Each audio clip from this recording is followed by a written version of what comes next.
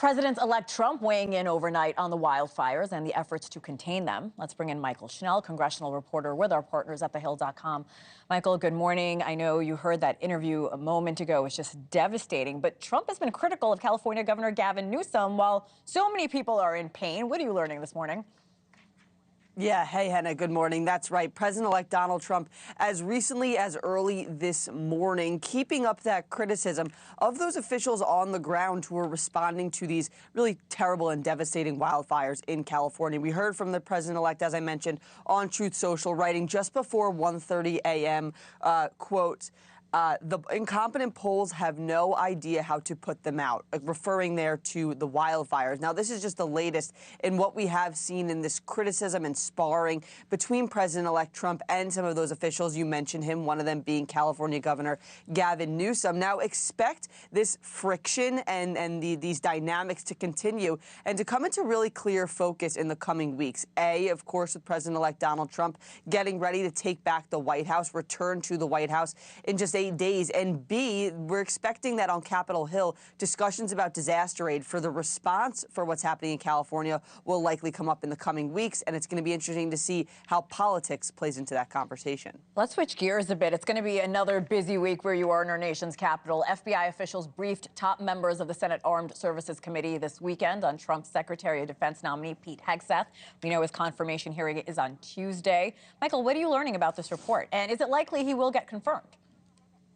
Yeah, so we're still trying to figure out what the specifics are in that report, that FBI report. That is a big moment in advance of what's going to be a really significant day on Capitol Hill, being Tuesday. Pete Hegseth, of course, Trump's nominee to be Secretary of Defense, has been one of the individuals whose confirmation chances have been most in question. Of course, he's come under intense scrutiny for allegations of sexual assault, excessive drinking on the job, and also previous comments, saying that women should not serve in combat roles in the military. That's all really going to come to a head on Tuesday when Hegseth appears before Congress and takes what are expected to be very big and important and incisive questions from both Democrats and Republicans. Now, one person to keep an eye on throughout this confirmation process is going to be Joni Ernst, a Republican from Iowa. She sits on the Senate Armed Services Committee.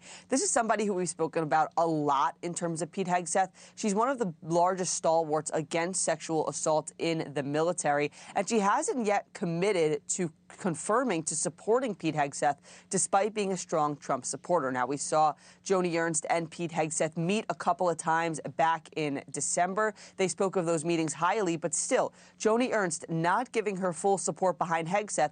And as we know, Hena, with Hegseth not expected to get any Democratic support when his confirmation vote rolls around, he can only afford to lose 3 Republicans and still get the job. We're going to have to see what the numbers are when that vote happens. Oh, we'll be watching closely. I know you will, too. Mychael Schnell, live in Washington, D.C. for us. Thank you.